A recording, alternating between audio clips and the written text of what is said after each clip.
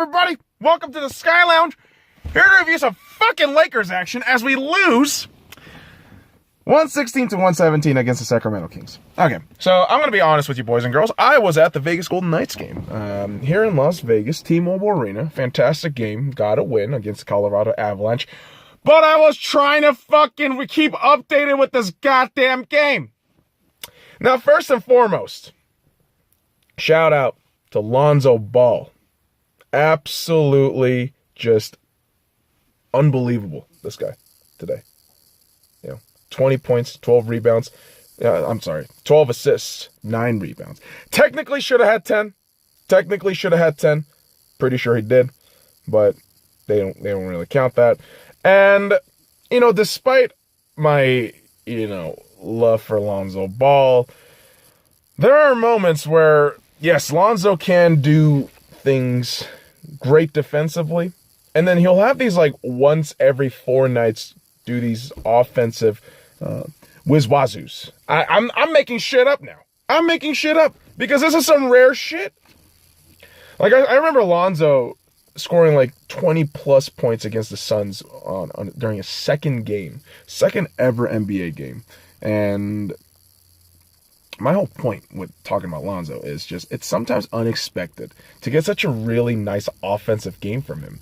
And unfortunately for some of our other players, they just couldn't go on. They just couldn't go.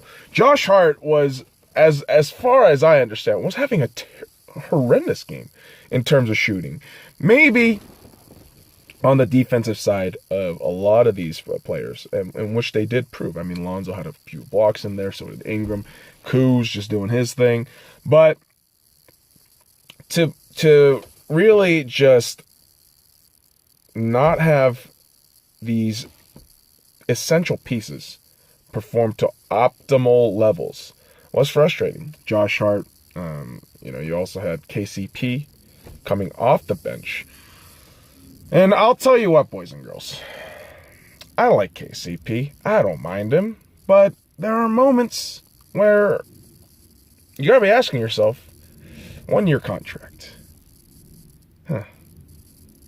It's a fair deal. But are the Lakers gonna re-sign him? Right? Are they? I have a feeling this roster might be completely different come next season. And I know there's not a lot of coherent thought to this right now. I'm just spitballing ideas right now. I'm this isn't even a review, technically. It is a review, but it's not a review. Because I didn't watch this game. I flat out tell you, I didn't. But you know what I did watch? The last 1 fucking minute, I'm trying to get the fucking scores updated. So the last minute, okay? I'm in the fucking hockey rink, right? Arena, whatever. Watching the game. And Vegas is up 2-1. And I'm looking at my phone like a fucking moron because, millennials, we can't get off our fucking phones. Checking the score. Lakers up by 2. Lakers up 116 to 114. Bogdanovich fucking scores on us. A 3-pointer. Doesn't take it to overtime. Just outright wins with 4 seconds left on the clock. Well, 4 seconds left on the clock. He shot the 3, buzzer beater, apparently. And, that was it. That's all she wrote.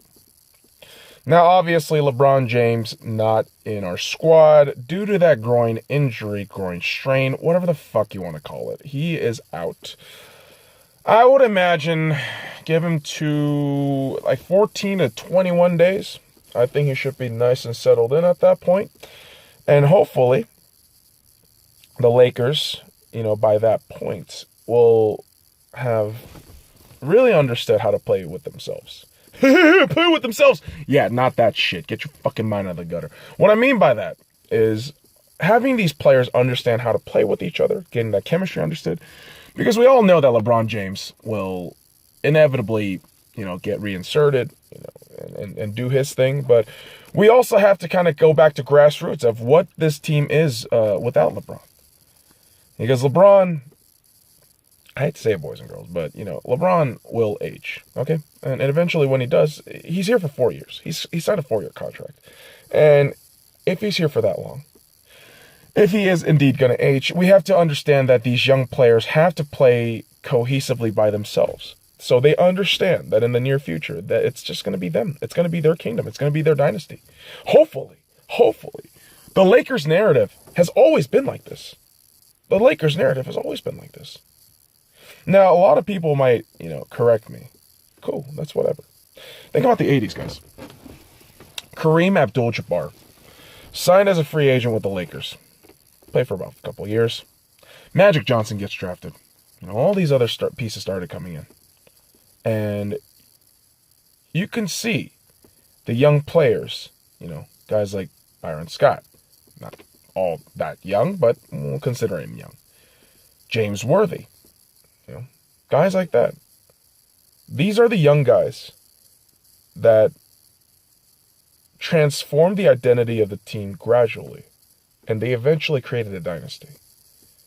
And at the helm was a point guard, selfless, and all about enhancing the team.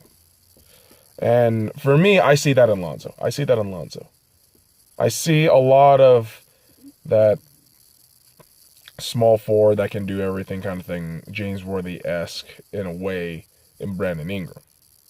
Now, with the more modern, of course, 3-point, all that shit.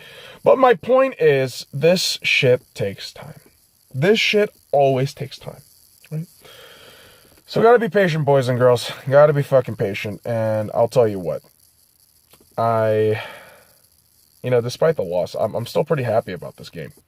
Kyle Kuzma, Brandon Ingram, Lonzo Ball, all our big boys showing up. Unfortunately, Ivica Zubac did not have the best of games like he did on Christmas Day, but I really hope all of our draft picks work out well. That's my ultimate hope. And the crazy thing, now I'm going to leave you with this. I'll leave you with a little bit of thought here. Our starting lineup consisted of Lonzo Ball, Josh Hart, Brandon Ingram, Kyle Kuzma, Ivica Zubac.